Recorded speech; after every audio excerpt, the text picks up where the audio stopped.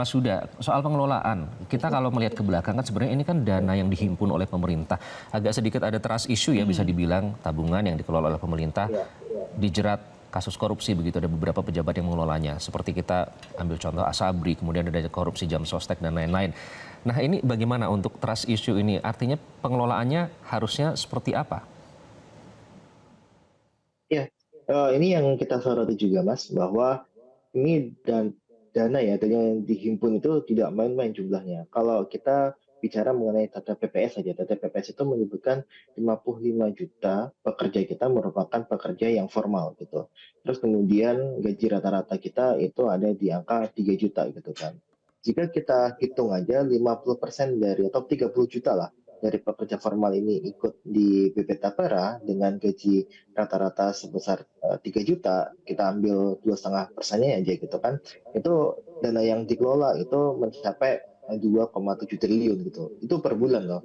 2,7 triliun per bulan gitu. Dan itu jumlah yang sangat besar sekali gitu. Jadi itu setahun bisa berapa puluh triliun gitu kan. Nah, kita lihat sebenarnya ini juga ada sangkut pautnya dengan ya likuiditas di pasar SBN kita yang memang kalah saing dengan beberapa instrumen investasi lainnya, Mas. Jadi kalau kita lihat dari sisi pengelolaan, BP Tapera ini mengelola dana dari masyarakat itu 45% untuk SBN ternyata.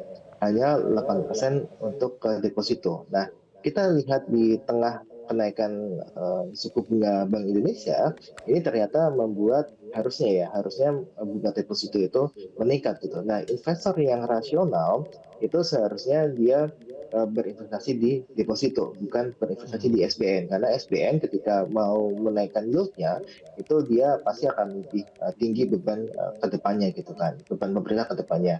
Nah, makanya pemerintah ingin mencari cara cepat gitu untuk bisa memperdagangkan SBN-nya supaya cepat laku gitu. Nah, ini yang akhirnya dimintalah BP Tapera salah satunya yaitu untuk membeli Baik. SBN pemerintah kita.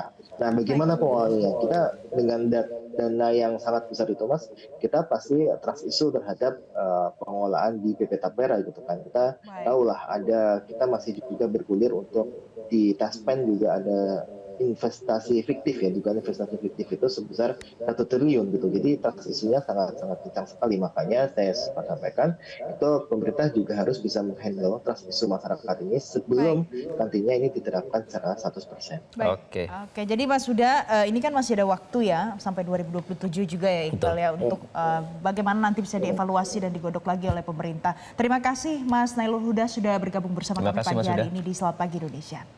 Jelajahi cara baru mendapatkan informasi. Download Metro TV Extend sekarang.